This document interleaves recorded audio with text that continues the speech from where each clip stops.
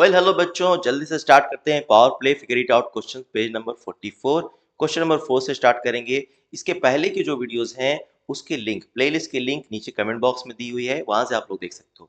चलिए स्टार्ट करते हैं क्वेश्चन नंबर 4। बहुत ही इंपॉर्टेंट क्वेश्चन है ये, वेरी वेरी इंपॉर्टेंट। करना क्या है, examine each statement below and find out if it is always true, only sometime true, never true, explain your reasoning. ये सारे स्टेटमेंट्स दिए हुए हैं, उनमें हमें बताना है कि कौन ऑलवेज ट्रू है, हमेशा सही है, कौन समटाइम्स ट्रू है और कौन नेवर ट्रू है। तो फर्स्ट क्या है, cube numbers are also square numbers. Cube numbers जैसे कि 2 क्यूब, 2 क्यूब क्या होता है 8, 4 क्यूब, 4 क्यूब मतलब 4 मल्टीप्लाई मल्टीप्लाई 4 मल्टीप्लाई 4, 64। ठीक है, तो क्या क्यूब नंबर हमेशा के लिए स्क्वायर नंबर्स भी होते हैं? तो आप देखो 64 4 का क्यूब है और ये 8 स्क्वायर भी है, लेकिन 2 क्यूब 8, 8 किसी का स्क्वायर नंबर तो नहीं है। 8 2 का क्यूब है लेकिन स्क्वायर नहीं है, इसलिए ये क्या हो जाएगा, sometimes true. Question number first का आंसर क्या हो जाएगा, समटाइम्स ट्रू, क्योंकि ये हमेशा नहीं होगा। चलिए अभी सेकंड करते हैं। Fourth powers are also square numbers. Fourth powers जैसे कोई नंबर ले लेते हैं हम n, n का पावर कर देते हैं फोर्थ, ये फोर्थ पावर वाला नंबर हो गया। ये also square numbers, square number भी है। तो चलिए देखते हैं, n रेज़ टू पावर 4 को अपन क्या लिख सकते हैं, n raise to power 2 multiply 2 लिख सकते हैं। ठीक है, और इसको अपन क्या लिख सकते हैं, इसके लिए हमने एक प्रॉपर्टी पढ़ी है, n raise to power a multiply b is equal to n raise to power a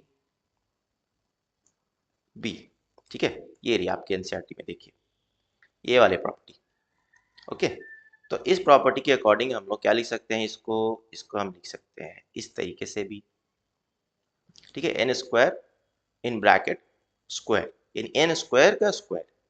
तो वो तो गया, fourth powers are also square numbers, ये फोर्थ पावर है और ये स्क्वायर नंबर है, एन स्क्वायर का स्क्वायर, एन स्क्वायर का स्क्वायर। तो क्या हुआ, हमने इसमें हमने क्या देखा कि एन स्क्वायर का स्क्वायर, तो ये क्या हो जाएगा, ऑलवेज ट्रू। सेकेंड जो स्टेटमेंट है वो हो जाएगा आपका ऑलवेज ट्रू।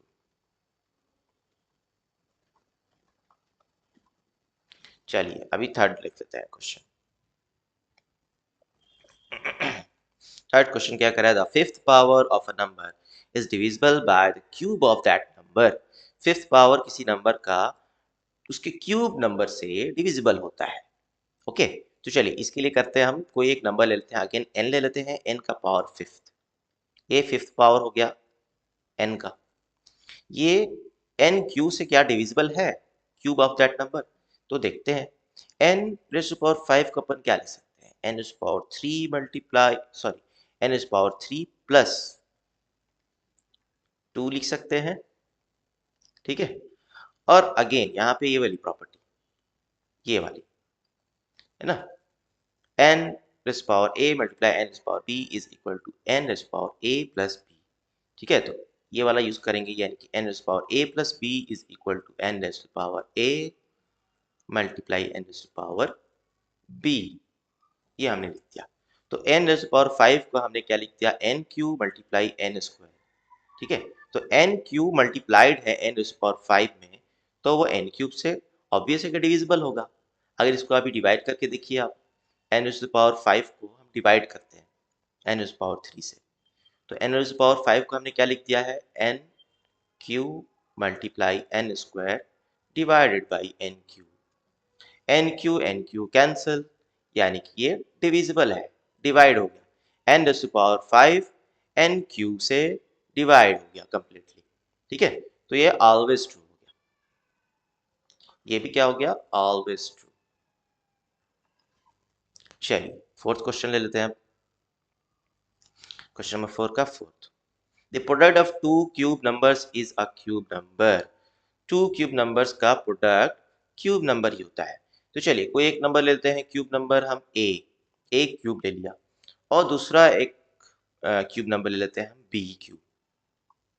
ठीक है, इनका प्रोडक्ट कर रहा है, इनका प्रोडक्ट क्यूब नंबर होता है। अब a cube multiply b cube को हम लोग ऐसे भी लिख सकते हैं ना, ए मल्टीप्लाई बी और whole raised to the power 3। ठीक है, ये भी प्रॉपर्टी हमने पढ़ी है। ठीक है, तो ये क्या हो गया, a b raised to the power 3, यानी कि product of two cube numbers is equal to the cube of a number. वही कह रहा है ना, product of two cube numbers is a cube number. A b cube ये cube number है, तो ये भी हो गया ऑलवेज ट्रू। ठीक है, चलिए fifth question, q raised to the power 4 is both a fourth power and sixth power। q raised to the power 4 fourth power भी है और सिक्स पावर है, ये हमें चेक करना है। तो चलिए q raised to the power 46, अगर कोई नंबर जैसे n raised to the power 4 हम एग्जांपल लेते हैं, अगर n raised to the power 4 जैसे सेकंड क्वेश्चन था, ये स्क्वायर नंबर भी था। क्यों? क्योंकि 4 जो है वो 2 का मल्टीपल है, इसी को हमने ऐसे लिखा था ना, n raised to the power 2 multiply 2। ठीक है, यानी कि 4 2 का मल्टीपल है, इसलिए स्क्वायर नंबर भी हो गया ये, है ना। या फिर हम ऐसे भी कर सकते हैं कि 4 इज डिविजिबल बाय 2, 2 से डिविजिबल है, इसलिए ये स्क्वायर नंबर भी हो गया। लेकिन यहाँ पे क्या चेक करना है हमें, फोर्थ पावर और सिक्स पावर। फोर्थ पावर तभी होगा ये जब 46 जो है वो 4 से डिविजिबल होगा। तो आप देखिए 46 4 से डिविजिबल है? नहीं, नहीं डिविजिबल है। Since 46 is not divisible by 4, so this is not fourth power। वैसे ही सिक्स पावर हम देखेंगे, क्या 46 6 से डिविजिबल है? 46 6 से नॉट डिविजिबल है ना, डिविजिबल नहीं है, तो ये सिक्स पावर भी नहीं होगा, ये हो जाएगा कभी सही नहीं है। Okay, never true. ठीक है, ये हो जाएगा नेवर ट्रू। चलिए नेक्स्ट क्वेश्चन ले लेते हैं, क्वेश्चन नंबर 5। क्या करना है इसमें, सिंप्लीफाई करना है and right the answer in exponential form में ही आंसर लिखना है। फर्स्ट क्वेश्चन क्या है, बहुत simple, 10 raised to the power -2 multiply 10 raised to the power -5। ठीक है, दोनों में सेम नंबर है, बेस नंबर दोनों में 10 है, तो क्या प्रॉपर्टी पढ़ी हमने, ये वाला फॉर्मूला, मल्टीप्लाई है, दोनों में n है, तो पावर्स क्या हो जाते हैं, ऐड। पावर्स क्या हो जाएंगे, add, 10 raised to the power -2 plus -5। Bracket क्यों दे रहा हूँ मैं पावर में, क्योंकि नेगेटिव नंबर्स है ना, इसलिए ब्रैकेट दिया जाता है। चलिए अभी ये क्या हो जाएगा, 10 raised to the power -2, अब ब्रैकेट में हटा रहा हूँ, ये वाला प्लस और ये माइनस मल्टीप्लाई हो जाएगा, तो क्या हो जाएगा, प्लस माइनस माइनस 5। ये किसके इक्वल हो जाएगा, -2 -5 -7। ये हो गया इसका answer. Now second question, second question, 5 raised to the power 7 divided by 5 raised to the power 4। बहुत सिंपल, ये वाली प्रॉपर्टी देखिए आप, ये वाला सेम बेस है, n raised to the power a divided by n raised to the power b, तो powers क्या हो जाते हैं, सब्ट्रैक्ट। यहाँ भी सेम है, 5 raised to the power 7 divided by 5 raised to the power 4, तो क्या हो जाएगा, is equal to 5 raised to the power 7 minus 4। बहुत simple, 5 raised to the power 3, और आंसर क्योंकि एक्सपोनेंशियल फॉर्म में लिखना है इसलिए हम इतना पर ही छोड़ देंगे, 5 raised to the power 3 answer हो जाएगा।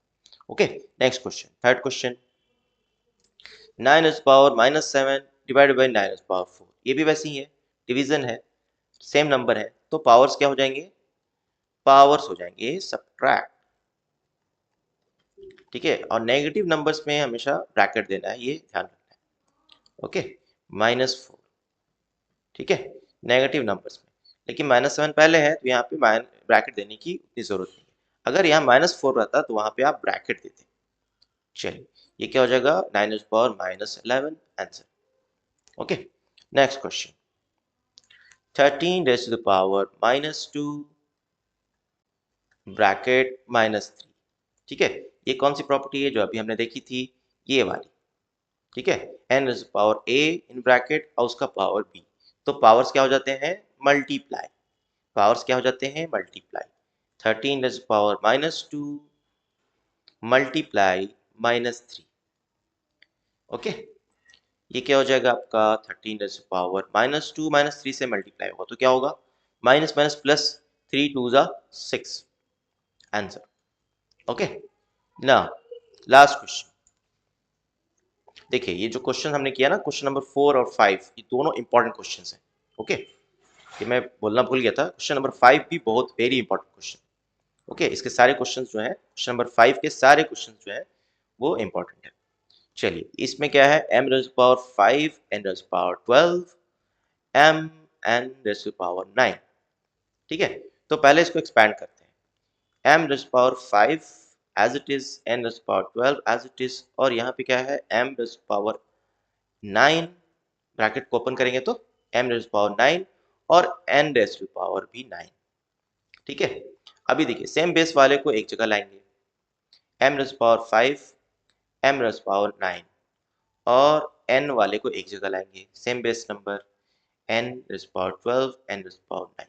ठीक है, अभी कौन सी प्रॉपर्टी यूज करेंगे, बेस नंबर सेम है और यहाँ मल्टीप्लाई है ना, मल्टीप्लाई ही तो छिपा हुआ है यहाँ पे, सब जगह मल्टीप्लाई है हर जगह।